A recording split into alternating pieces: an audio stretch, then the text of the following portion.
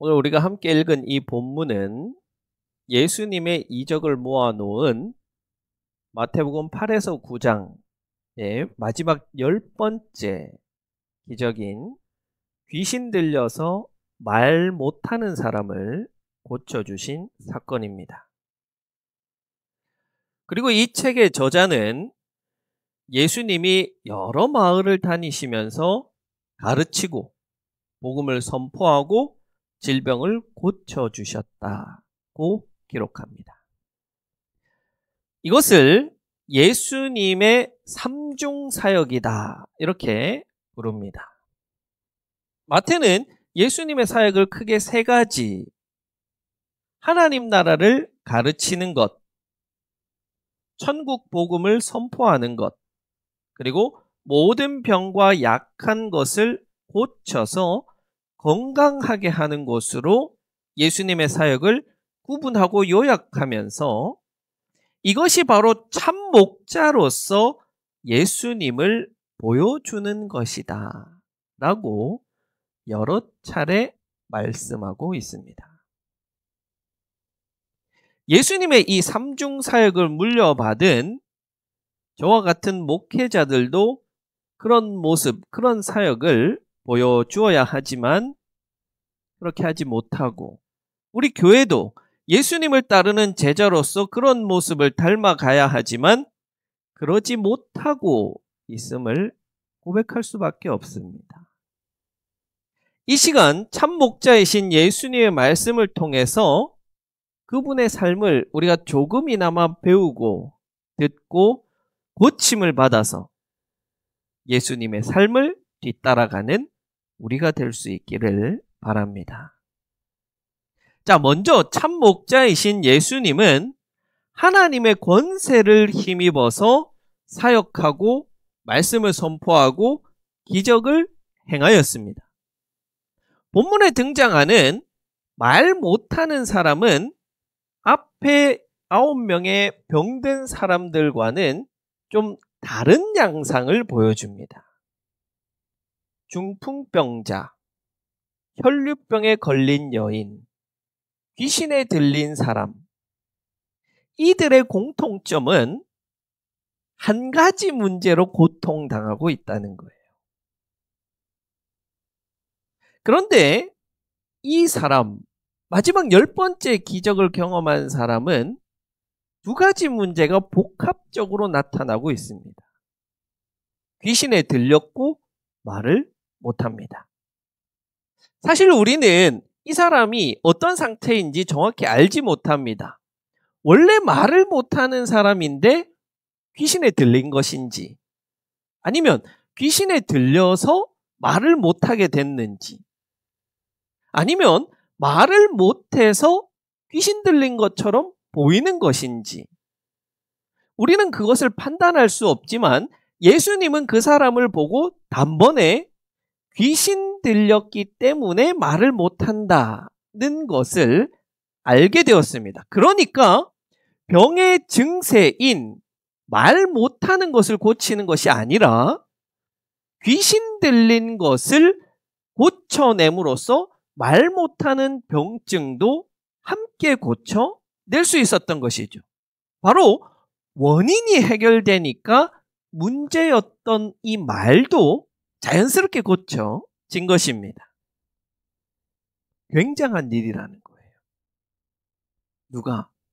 그것을 지켜본 사람들이 놀라서 말합니다. 뭐라고 말하냐면 이스라엘에서 이런 일을 본 적이 없다는 거예요. 구약 성경에 많은 선지자가 다양한 기적을 행했습니다. 엘리야, 엘리사는 기적의 사람들 아닙니까? 모세도 놀라운 기적을 행했는데 그것을 말씀을 통해서 다 알고 있는데도 처음 보는 일이라는 거예요. 바로 귀신을 내쫓음과 동시에 말 못하는 것을 고친 것은 분명히 그 시대 사람들이 봤을 때는 놀랍고 대단한 일이었다는 것이 분명합니다. 중요한 것은 이렇게 대단한 일을 할 수 있는 그 능력과 권세가 어디로부터 나오냐는 거예요. 기적을 행하는 권세는 예수 자신이 뛰어나서 예수 자신이 원래 잘나서가 아니라 그것은 전부 다 하나님으로부터 오는 권세와 능력을 가졌기 때문에 가능합니다. 그래서 예수님은 항상 자신을 드러내기 원치 않으셨어요. 왜? 그 권세와 능력이 나로부터 기인한 것이 아니기 때문에. 그래서 항상 겸손하셨어요. 자기의 능력이 아니라 하나님의 능력이라는 것을 항상 고백하셨기 때문에. 그런 예수님을 향해서 바리새인들이 귀신의 권세를 힘입어서 그렇게 한다라고 말합니다. 하나님의 권능이 시골의 목수 따위에게 발휘되는 것을 보고 자기들에게는 그런 권능이 없다는 열등감으로 시기심으로 예수님을 비난했습니다. 이들은 그 나타난 현상을 정확히 파악하지 못했던 거예요. 예수님의 권세가 누구로부터 오는지 정확히 알지 못했던 거예요. 하나님의 권능과 권세가 예수님을 통해서 분명히 드러났지만 그것을 시기심과 이기심에 눈이 가려져서 귀신의 권세를 힘입어서 한다고 생각했습니다.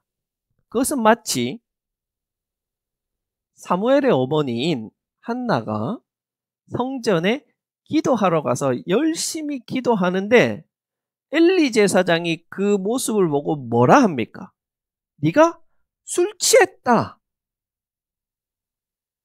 엘리 제사장, 하나님의 영적인 감각을 잃어버린 제사장은 그 나타난 현상을 정확하게 판단해내지 못하고 엉뚱한 말을 하게 됩니다. 종교 지도자들이 그 영적인 민감함 깨어있음에 잊지 못하게 된다면 나타난 현상을 제대로 판단해내지 못하게 되는 거예요. 그게 바로 지금 바리새인들의 모습입니다.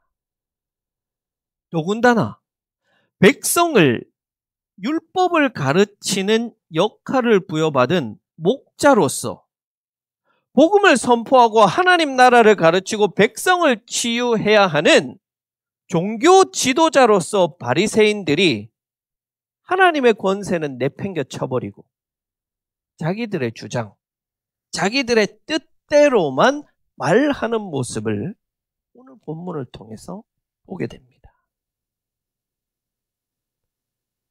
안타깝게도 오늘날 많은 목회자들이 이 바리새인과 같은 모습을 보여줍니다. 자신의 카리스마, 말재주, 학력, 업적을 드러내려고 합니다.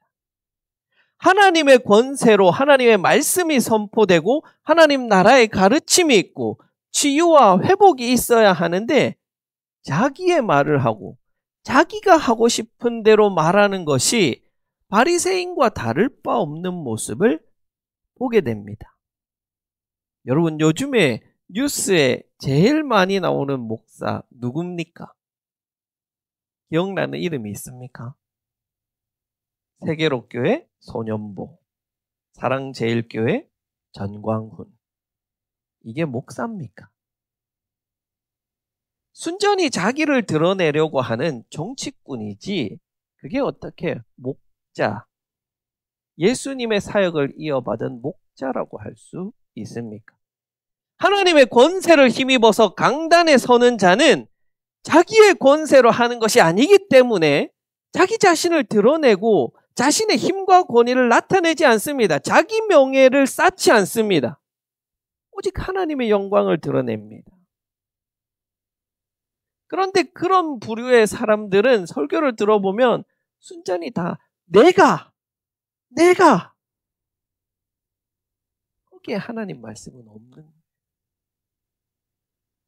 그런데도 많은 사람들이 그것을 듣고 아멘 하는 모습을 보면 참 안타깝고 불쌍해요. 두 번째로 참 목자의 모습은 양떼를 불쌍히 여깁니다.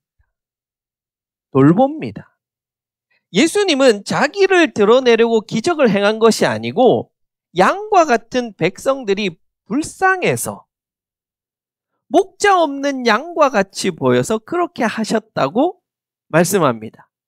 예수님 사역은 바로 이 불쌍히 여기는 마음, 긍휼히 여기는 마음에서 모든 사역이 시작되고 있는 거예요. 그래서 자기의 것을 아낌없이 내어주고 회복시키고 살리는 사역을 했습니다. 참 목자는 성도들을 불쌍히 여기는 거예요. 자기의 이권을 채우기 위한 수단으로 보지 않는 거예요. 참 목자는 자기를 위해서 교회를 희생시키지 않는 거예요.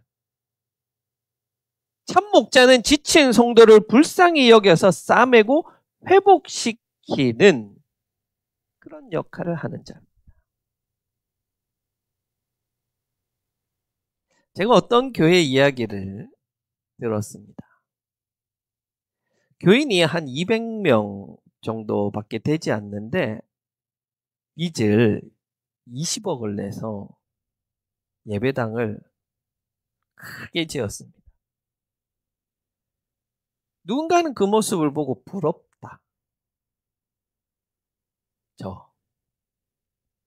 그럴지 모르겠지만 목사님이 돈을 다 내서 건축을 했다. 그러면 인정. 근데 결국 그 돈이 누구 주머니에서 나옵니까? 교인들 주머니에서 나오고 교인들이 부담해야 하는 돈이죠. 여러분, 교회 건물 멋지게 지었다. 그러면 누가 좋을까요? 여러분이 좋을까요? 교인이 좋을까요? 뭐가 좋아요? 일주일에 1시간 예배 드리면 끝인데. 여러분이 살 집도 아닌데. 목사가 좋죠. 어디 나가면 목에 힘 줄 수 있잖아요. 우리 교회 건축했습니다. 결국에는 이 교회가 무리해서 하다 보니까 원금은 갚지도 못하고 이자 갚는 것도 힘들어서 지금 교역자 월급도 밀린다는 거예요. 그런데도 이 담임 목사님이 총회에서 한자리를 하겠다고 나가서 교회 돈을 가져다 쓰니까 교회가 더 어려워지. 자기를 위해서 교회를 희생시키고 자기 명예를 위해서 모든 것을 교회에 부담 지우는 거예요. 성도를 불쌍히 여기는 마음. 정말 어려운 가운데서 믿음으로 하는 그 헌금을 보면 과연 그렇게 할 수 있을까요? 더 놀라운 게 있습니다. 예수님께서 제자들에게 이렇게 기도하라는 거예요. 일꾼을 보내주소서. 목자를 보내주소서.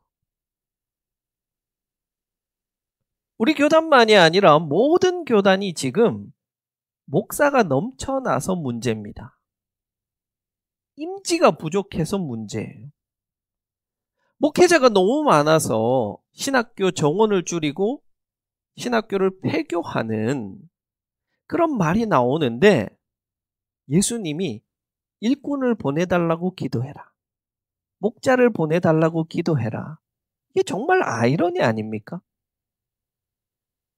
왜 이런 기도를 하고 하나님께 청해야 합니까? 일꾼은 많은데 참 목자가 없다는 거예요. 하나님이 쓸만한 목자가 없다는 거예요. 목사는 많은데 목자는 없다는 거예요. 예수님의 뒤를 따라서 참으로 백성들을, 성도들을 불쌍히 여기는 그 목자가 없다는 거예요. 이게 얼마나 슬픈 일입니까? 여러분도 사실은 기도해야 돼요. 우리 목사님이 예수님을 닮은 참 목자가 되게 해주세요. 우리 목사님이 하나님의 권세를 힘입어서 가르치고 선포하고 치유하는 참 목자가 되게 해주세요. 여러분, 저를 위해서 그렇게 기도하셨습니까? 목자가 없다고, 예수님 닮은 목사가 없다고 욕하기 전에 내가 먼저 그렇게 기도했는지 돌아보아야 할 것입니다. 자, 그러면 목사만 하나님 권세를 힘입어서 겸손해야 되고 불쌍히 여기는 마음을 가져야 됩니까? 이 본문은 목사님에게만 주시는 본문입니까? 아니죠? 여러분은 하나님 나라 일꾼입니다. 여러분은 세상의 많은 영혼을 하나님 앞으로 인도하는 목자의 역할을 부여받은 사명자들입니다. 여러분은 예수님을 따르는 예수님의 제자들입니다. 그렇다면 우리도 참 목자 예수님을 따라서 겸손하고 불쌍히 여길 줄 알아야죠. 그래야만 내가 만나는 그 고생에 지쳐서 기운 빠져버린 자들을 다시 기운을 얻게 하고 회복시켜주고 치유되는 일이 여러분의 삶 가운데 일어날 수 있기 때문입니다. 저는 여러분, 불과 10명의 사람들에게 목자의 역할을 하겠지만 여러분은 세상에서 만나는 가족들, 회사의 동료들, 지인들에게 목자의 역할을 하도록 하나님께서 부른 사명자임을 꼭 기억하시기 바랍니다. 특별히 이 예수님의 마음, 내가 만나는 자들을 불쌍히 여기는 마음을 여러분이 꼭 가질 수 있기를 바랍니다. 두 가지 이야기를 들려드릴게요. 저희 동네에는 이 술 때문에 문제가 많은 분이 계십니다. 이분은 이 낮이고 밤이고 상관없이 술에 취해서 제대로 일도 못해요. 한 집사님이랑 이 박 권사님이 많이 도와주셨는데도 안 돼요. 그분을 볼 때 제가 참 한심하죠. 나이도 그렇게 많지도 않은데 그런 생각이 듭니다. 지난주에도 한 집사님이 밖에 나가셨다 오시면서 말씀하는 거예요. 저희 동네에 들어오는 입구에 나무가 한 그루 있고 그 밑에 널따란 바위가 있거든요. 한낮인데 벌써 술 취해서 거기서 자고 있다는 거예요. 제가 겉으로는 말은 안 했지만 속으로는 참 한심하다 그랬습니다. 이제 밤이 되어서 우리 박 권사님이 퇴근하면서 오시는데 아직도 거기에 차가 있더라는 거예요. 차는 있는데 그 바위 위에 사람은 없더라는 거예요. 굴러 떨어졌구나. 더 한심하다. 그런 생각만 하고 지나갔습니다. 그런데 이 밤중에 두 분이 차를 타고 나가는 거예요. 어디 또 드라이브 가시나? 했더니 거기 가본 거예요. 혹시 뱀한테 물릴까 싶어서 걱정이 돼서 그 밤중에 나갔다는 거예요. 선한 사마리아인이잖아요. 거기에 등장하는 저는 제사장. 에이 한심하다 하고 그냥 지나가 버렸는데 그 사마리아인은 가서 살펴본 거예요. 보니까 다행히 차에 타서 잠을 자고 있다는 거예요. 다행인지 아닌지. 다른 하나는 지난 금요일 날 우리 문 집사님한테 저녁에 전화가 온 거예요. 이 밤중에 웬일이지? 왜 전화할게요? 모르겠죠. 저보고 북삼집으로 가라는 거예요. 토요일마다 이제 저희가 고추를 따는데 제가 고추 따놓고 이제 집에 돌아오거든요. 그런데 이제 자기가 새벽기도 마치고 얼른 가서 딸 테니까 목사님은 금요일 저녁에라도 집으로 돌아가라는 거예요. 그렇게 전화를 주셨어요. 그리고 토요일 날 아침에 일찍 오셔서 같이 고추 따는 것을 도와주셨어요. 제가 그 마음이 얼마나 이쁘고 고마운지 오늘 뽀뽀라도 해드리고 싶었어요. 집사님께서 저를 향한 그 마음이 뭐였을까? 제가 이렇게 곰곰이 생각을 해보니까 그게 불쌍히 여기는 거라고 생각해요. 목사가 되어서 말씀 열심히 준비해야지 고추 딴다고 저러고 있는 모습을 보니까 불쌍히 여긴 거예요. 차라리 내가 딸 테니까 너는 말씀을 준비해라. 그래서 제가 오늘은 설교 썼던 거 싹 지우고 다시 썼어요. 더 열심히 준비했어요. 여러분, 이 각박하고 무서운 세상을 살만하고 따뜻하게 하는 것은 결국 상대방을 불쌍히 여기는 태도입니다. 그게 그 사람을 살리고 힘을 주고 회복시켜 주는 거예요. 사실은요, 다 불쌍한 사람이에요.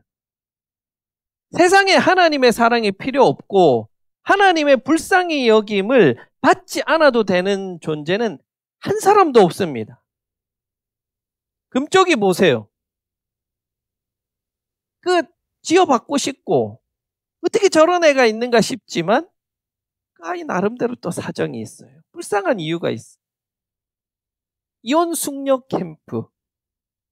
어떻게 저런 남편이 있나 저런 아내가 있나 싶지만 그 삶을 들여다보면은 참 그 불쌍한 유년기 시절을 보내게 된 것을 보게 됩니다.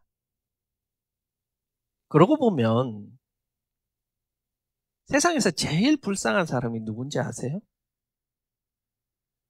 바로 내 아내와 남편입니다. 나 같은 거랑 살아준다는 것 자체가 불쌍한 거 아니에요? 그러면 항상 불쌍히 여기는 그 마음을 가져보세요. 무슨 마음으로? 하나님이 나를 불쌍히 여기는 마음으로 내 아내와 남편을 불쌍히 여겨주세요. 어이구 인간아 죽어라 하는 마음이 들 때마다 그래, 너도 하나님 사랑받고 너도 하나님이 불쌍히 여기는 존재지. 내가 불쌍히 여겨야지. 제가 시골에 있을 때 어머니가 퇴근하기 전에 청소기도 돌려놓고 설거지도 다 해놓습니다. 힘든 일을 하고 오는 어머니를 불쌍히 여기는 마음으로 하는 거예요. 그래서 제가 집에 와서도 아내에게 내가 설거지 할게. 그러면 아내는 괜찮아요. 내가 할게요. 그래요. 서로 불쌍히 여기는 마음이 있는 거예요. 사실은 제가 설거지 해놓은 게 마음에 안 들어가지고 이제 본인이 하는 건데 그래도 말이라도 하는 거예요. 내가 할게. 그래, 그럼 네가 해. 그러면 하고 아니에요. 내가 할게요. 그러면 서로 불쌍히 여기는 거고. 여러분, 우리는 인간이라는 존재는 한 대상에게 동시에 두 가지 감정을 가진다는 것이 불가능한 일이에요. 어떤 말이냐면요. 미워하는데 사랑할 수 있어요? 내가 싫어하는데 좋아할 수 있어요? 이건 안 돼요. 그런데 미워하는데 불쌍히 여길 수는 있어요. 내가 싫어하는데 불쌍히 여길 수는 있어요. 그게 하나님께서 우리에게 주신 이 불쌍히 여김의 놀라운 감정이에요. 그렇다면 내가 좋아하는 사람만 불쌍히 여기는 것이 아니라 내가 싫어하는 사람이든 내가 좋아하는 사람이든 나보다 잘났든 나보다 못났든 그 모든 사람들을 우리는 불쌍히 여길 수 있다는 거예요. 특별히 여러분의 아내와 남편을 불쌍히 여기십시오.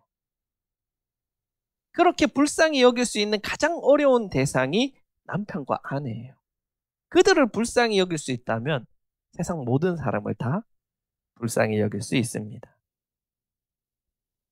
아무것도 아닌 나 같은 것을 불쌍히 여기신 참 목자이신 예수님의 심정으로 만나는 모든 이들을 불쌍히 여기십시오. 기도하십시오. 참 목자 예수님이 우리를 그 길로 인도하여 주실 것입니다. 그렇게 서로가 서로를 불쌍히 여겨서 고생에 지쳐 기운이 빠진 이들이 회복되고 생기가 살아나서 가정과 교회와 마을을 하나님 나라로 만들어가는 우리 모두가 되기를 간절히 기원합니다.